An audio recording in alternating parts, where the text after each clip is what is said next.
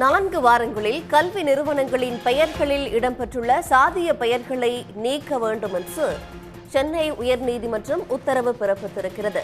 விவரங்களோடு செய்தியாளர் ரமேஷ்குமார் இணைகிறார். ரமேஷ்குமார், கல்வி நிறுவனங்கள்ல சாதிய பெயர்களை நீக்க வேண்டும் அப்படின்னு ஆணை பிறப்பிக்கப்பட்டிருக்கு. இது தொடர்பாக நீதிமன்றம் தரப்புல சொல்லப்பட்டிருக்கிற முழு விவரம். தென்னிந்திய செங்குந்த மகாஜன சங்கத்தை நிரூபிக்க சிறப்பு அதிகாரி நியமித்து எதிர்த்துதான் இந்த வழக்கு என்பது தொடரப்பட்டிருந்தது. வழக்கை விசாரித்த உயர்நீதிமன்றம் அந்த சாதியை ஊக்கப்படுத்தும் சங்கங்கள் பதிவு சட்டத்தின் கீழே பதிவு செய்ய முடியுமா என்பது குறித்தும், பள்ளிகளுடைய பெயர்கள் உள்ள சாதிகள் பெயர்களை நீக்க முடியுமா என்பது குறித்தும் அரசுக்கு விளக்கம் அளிக்க வேண்டும் என்று உத்தரவிட்டிருந்தது. இந்த வழக்குல தான் இன்றைக்கு நீதிபதி பரத சக்கரவர்த்தி தீர்ப்பளித்திருக்கிறார். அதுல சங்கத்தின் பெயரில் உள்ள சாதி பெயரை நீக்க சங்க சட்ட திட்டத்தில் திருத்தங்கள் கொண்டு வர வேண்டும், அதுக்கு அது தொடர்பாக அரசை அணுக உத்தரவிட்டு வழக்கை முடித்து வைத்திருக்கிறார். மேலும் ஜாதிகளுடைய பெயரில் சங்கங்கள் பதிவு செய்யக்கூடாது என அனைத்து பதிவாளர்களுக்கும் சுற்றறிக்கை சர்க்குலர் அனுப்ப வேண்டும் என்றும் பதிவுத்துறை ஐடிக்கு அனுப்பி உத்தரவிட்டிருக்கிறார்.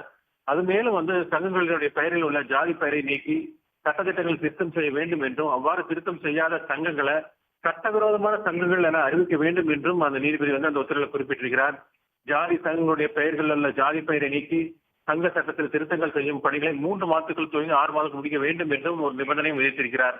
அதே போல இந்த ஜாதி சங்கங்கள் நடத்தும் பள்ளி, கல்லூரி போன்ற கல்வி நிறுவனங்கள் பெயர் பலகையிலே ஜாதி பெயர்களை இடம்பெறக்கூடாது என்றும் உத்தரவிட்டிருக்கிற நீதிபதி அந்த கல்வி நிறுவன பெயர்களில் இடம்பெற்றுள்ள ஜாதி பெயர்களை 4 வாரங்கள் நீக்க வேண்டும் என்றும், இல்லை என்றால் அந்த கல்வி நிறுவன அங்கீகாரத்தை ரத்து செய்ய வேண்டும் என்றும் ஒரு அதிரடியான உத்தரவை பிறப்பித்திருக்கிறார். அரசு நடத்தும் அந்த கள்ளர் சீர்திருத்த பள்ளி, ஆதி திராவிட நலப்பள்ளி போன்ற பெயர்களையும் மாற்றி அரசு பள்ளிகள் என்ற பெயரை மாற்ற வேண்டும் என்றும் அவர் அந்த உத்தரவை குறிப்பிட்டிருக்கிறார்.